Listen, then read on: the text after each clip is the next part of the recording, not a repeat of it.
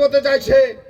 আসলে আমাদের বুবাগ্রা তীব্রমথা দলের সর্বাধিনায়ক, উনার বক্তব্যটা কি, উনের রাস্তাগুলি যেমন আমার এডিসি রাস্তাটাও তেমন হওয়া চাই।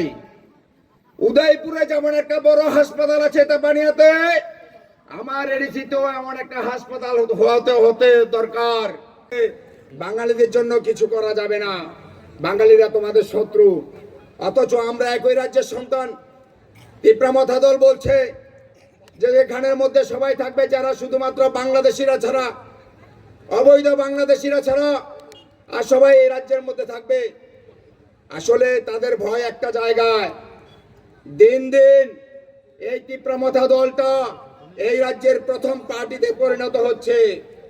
দিন দিন এই রাজ্যে তীব্রমথা দল একটা বট গাছে পরিণত হচ্ছে। এই তীব্রমথা পার্টিতে আমার মতো বাঙালি যেমন আছে, তেমনি ট্রাইবেল আছে, তেমনি মুসলমান আছে। সবার আশা ভরসা বিশ্বাসের প্রতীক এই তীব্রমথা দল। আর এই তীব্রমথা দলের জনসমর্থন দিন দিন বাড়ছে দেখে এই রাজ্যের বিজেপি পাগল হয়ে গেছে, পাগলের প্রলাপ বকছে। এই রাজ্যের জনজাতি অংশের মা বোনেরা দুবেলা দুমুঠো খেতে পারছে কিনা তার খবর তো নেওয়া দূরের কথা, বলছে ব্রয়লার মোরগের মতো ছুলে ফেলা হবে। মানুষ যখন কাজ চাইছে, মানুষ যখন জল চাইছে, মানুষ যখন রাস্তা চাইছে, মানুষের সেটা অধিকার।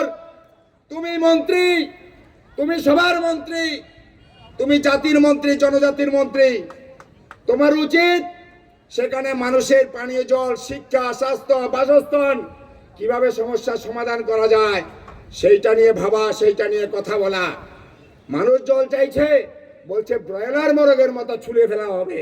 আমরা বলছি আগামী এডিসি নির্বাচনের ওই ভোটের দিন মানুষ তোমাকে ব্রয়লার মোরগের মতো নয়, কুত্তার মতো ছুলে ফেলা দেবে। অপেক্ষা করো, কুত্তার মতো ছুলে ফেলা দেবে। আমি আমার বক্তব্য বেশি দীর্ঘায়িত করব না, আমার চাইতে ভালো বক্তারা আছে।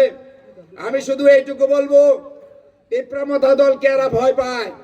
আর কারণ তীব্রমথা হলো রক্তবীজের দল।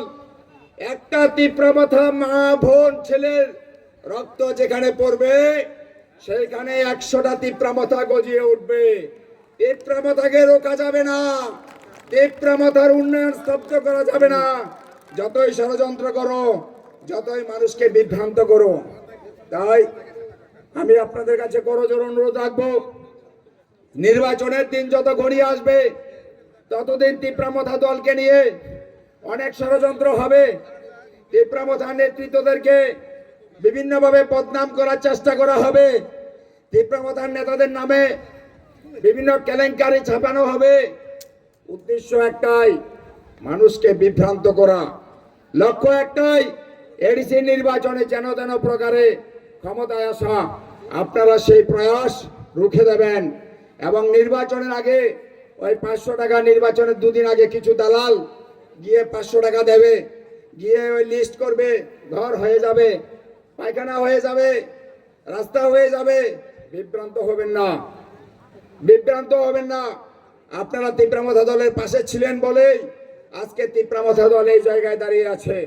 আগামী দিনে আরো বড় হবে এই আশা এবং বিশ্বাস রেখে আগামী দিনগুলিতে আনারস চিহ্নের প্রতি ভালোবাসা আরো বেশি করে রাখার জন্য আহ্বান জানিয়ে আমার ছোট্ট কয়েকটি কথা বলা এখানেই শেষ করলাম।